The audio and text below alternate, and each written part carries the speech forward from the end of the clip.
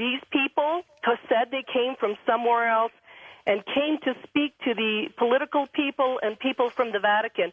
That case is a brand-new book that came out last year. That's one of two cases that I'm covering. And if you want to go into human-type aliens, these people, said they came from Clarion. The human-type aliens that Billy Meyer met were Pleiadians, and we can call them the Nordics, the blonde, blue eyes.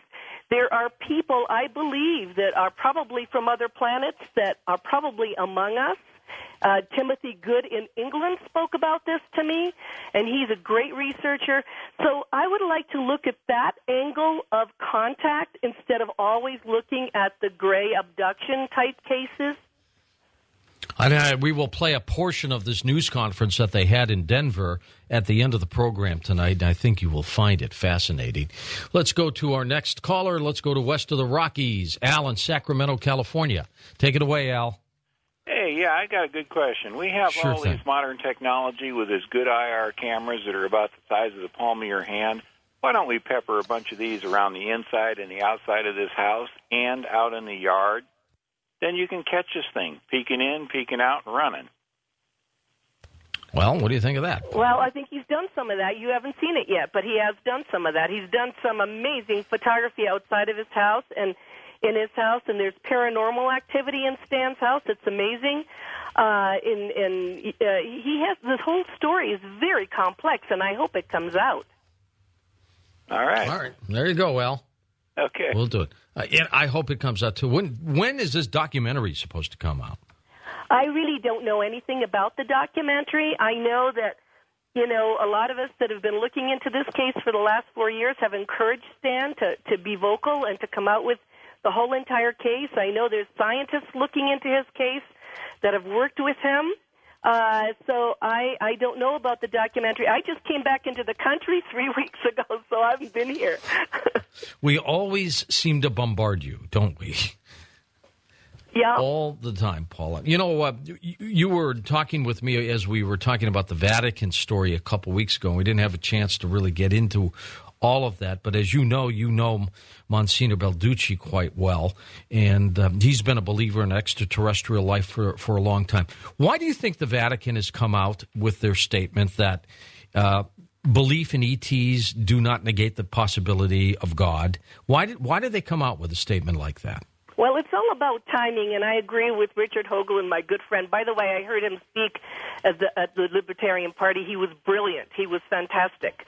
But I think it is a slow process release of information. You can call it a time-release aspirin or whatever, and I think it's time because something is about to happen. I know you have that feeling, George, that something is about to happen, and all the people that need to be on the bandwagon are getting on the bandwagon. I mean, all the people that need to have their ducks in a row to explain this are getting ready, and Balducci started it. He started it years ago by saying it's not against religion, which is very important. And then when Father Funes came out and said that it's very likely, and he went one step further and said they are our brothers.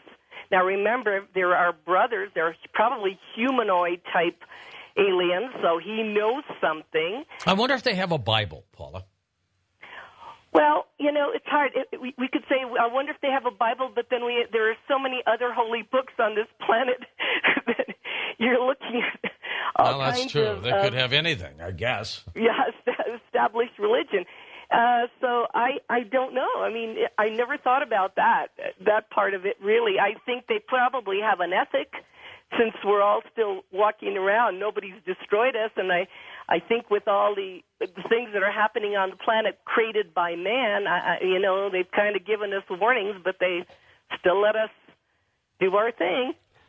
Let's go west of the Rockies. We've got you, Michael, in Seattle. Hi, Michael.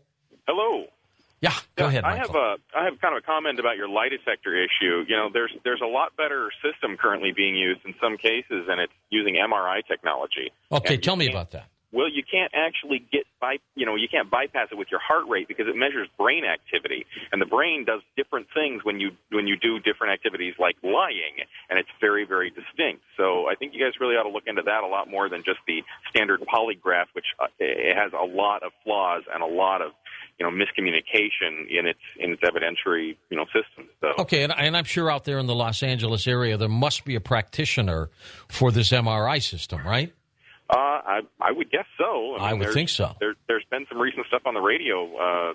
Dr. Drew, who is of Loveline fame, has been interviewing some doctors that are using this, and they talk about it being used fairly frequently soon in court. So it looks like a much better system, and there's no way to get around it. Your brain either works that way or it's turned off. Okay, Michael. Regardless of the system we use, I just think we need to do it with Stan Romanek, and I hope he'd be. Could you at least ask him as a friend if he'd be willing to do something like that? Oh, I'm sure. Yeah, that would be simple to do.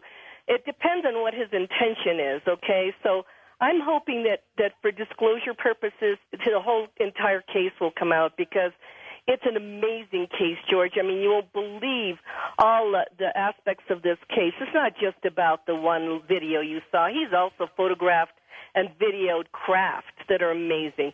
So, I hope it all comes out, because I think it'll add to all of our evidence that we are not alone. All right, let's go to you, Steve, in Florida. It's your turn. Go ahead, Steve. Hey, Steve. Hey, how you doing, George? Good, Stephen. 10 years. Thank you. Yeah, I finally got a chance to talk to you. No, I'm a big fan. I'm a big Bigfoot fan. But I saw that video. It's not very realistic. It doesn't seem very real to me. Does it look cut out? Does it look like an actor in a costume? What do you think? I don't know. I tell you, me and my big brother Al, we could probably make a better video in about 2 days.